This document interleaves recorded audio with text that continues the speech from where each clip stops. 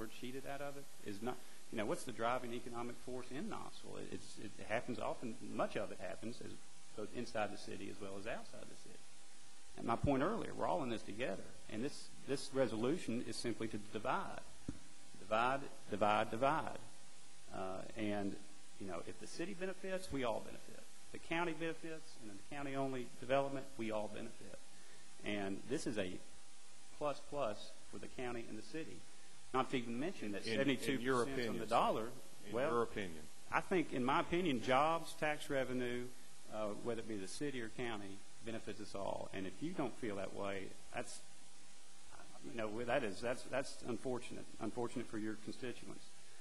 I don't see what the big deal is. Y'all want to include the Election Commission on this resolution to investigate, since they say everything was done on the up and up. Commissioner Grease, you spoke earlier for the sponsor. Do you want to include them? I mean, that's. Well, since you referenced my name, I heard that somewhere. Does anyone have any other questions that I can answer? I have a question for you, if you'd like. I have one, yes, too, okay. Madam Chairman. But let me go back. It's interesting you say the purpose of this resolution is to divide, divide, divide. You're not a sponsor on it, so you're just guessing what the... I'm reading intent just like y'all reading intent into the whole election that's under consideration. I'm going to tell you the intent is for some unbiased, neutral third party to say this was done correctly.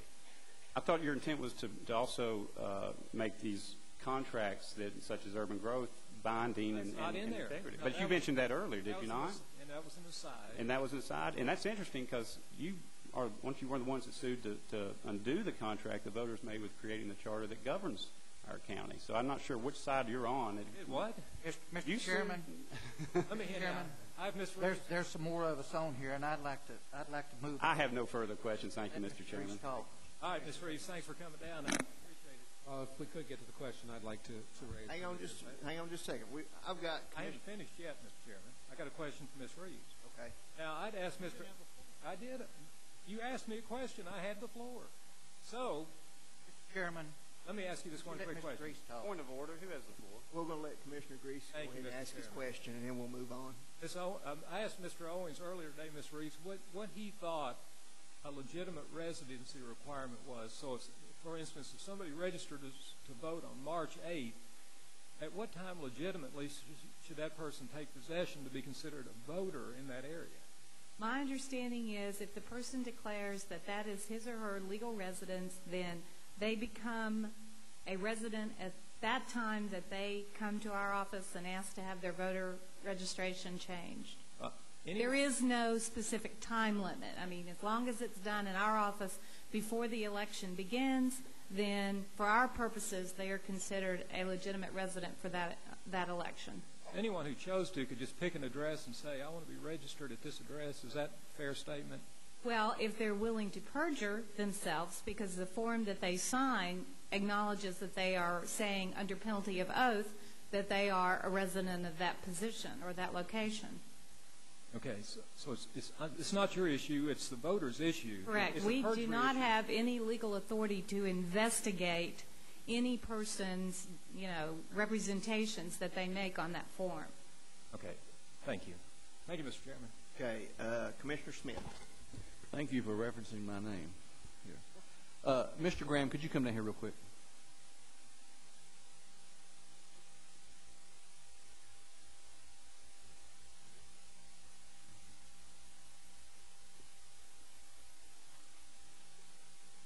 when did I get elected commissioner? Mr. Graham, I want to be on this board.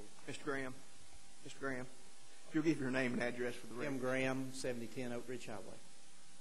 Mr. Graham, I just want to say a few things to you. I think that you're one of the better developers in this county, and I have seen some of your work in the past that you've done out at Western Avenue, out on Clinton Highway, what you've done over at East Town Mall, and I drove by last night and looked at what you had out there in South Knoxville. It's a first-class development that you're doing. I want to clear your name up. I want them to get this and get it behind you. And I'm like Mr. Lutho over here, that if you're in the city, if you're in the county and you ask to be in the city, that is your right as a developer and as a person. But I want to clear this up, and I wish you good luck with this and hope that your name is cleared from it. And just want to let you know that, regardless of what happens, continue to do what you're doing for this community and keep the good developments because you have prospered this community in a great way. Thank you. Thank you. Commissioner Smith, what about my name? Oh, yeah. For what? Thank you. You don't want to talk on that. Okay, Commissioner Hammond. Thank you, Mr. Chairman. I, too, am interested in cooperation between the city and the county.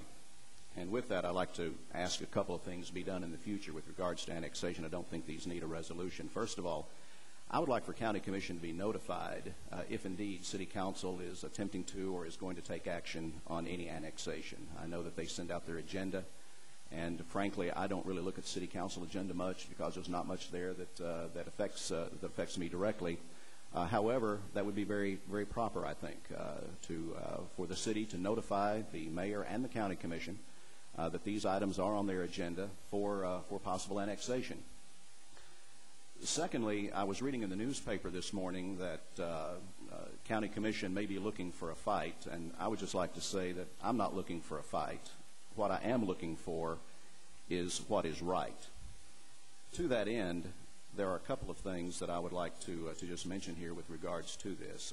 I know that we've talked a lot about the potential tax revenue. We've talked about the fact that it's going to be a good development, a great development for South Knoxville. All those things are true. It's going to be a great development, and it's going to give a lot of benefit to the people in the city and the county. But to me, that's not the issue. The issue, and I go back to the letter, and by the way, let me say this. I've known Pam Reeves for a long time, even before I came on this body. I've known Greg McKay even before I came on this body. I believe them to be honorable people. I don't think they did anything wrong. I don't think that they attempted to do anything wrong. So my beef is not with the Election Commission and the way they did their job. My beef is this, and Mr. Murphy pointed this out to me very clearly in the letter that he sent us this week, and I'd just like to read this one sentence.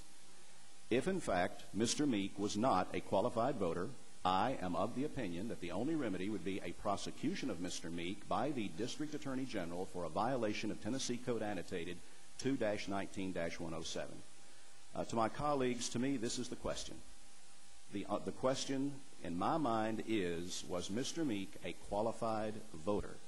And even Mr. Murphy raises this question. If indeed he was, issue over. Slam dunk, touchdown, game over. If Mr. Meek was not a qualified voter, then I think we've got another set of issues that we need to look at. So I would just like to say that I'm going to be voting in favor of looking at this because I think that this question that Mr. Murphy raised needs to be answered. Thank you, sir. Okay, if we have no other questions, we're ready to vote. Commissioner Lambert. Yeah, I just have a quick question. You're questioning the validity of whether this was a legal and legitimate voter or not. Do you think it should become common practice by Florida 2000 that we should start checking in to see if someone is actually qualified to vote every time you disagree with a vote?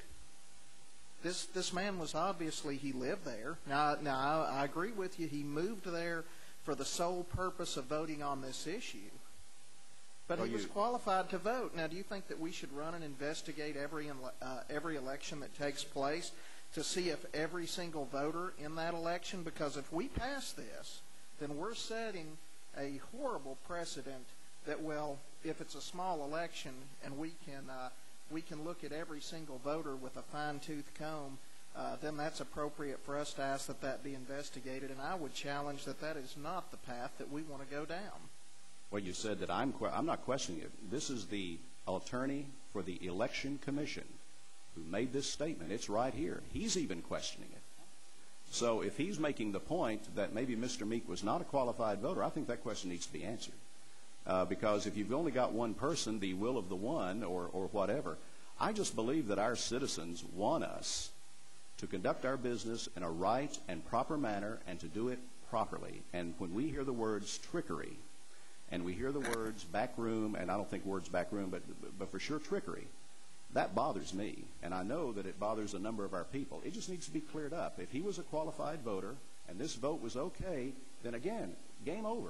It's done. We're moving on. But if he was not a qualified voter and this was not done properly, I think we need to know that as well. Question for Commissioner Smith. Question, Commissioner.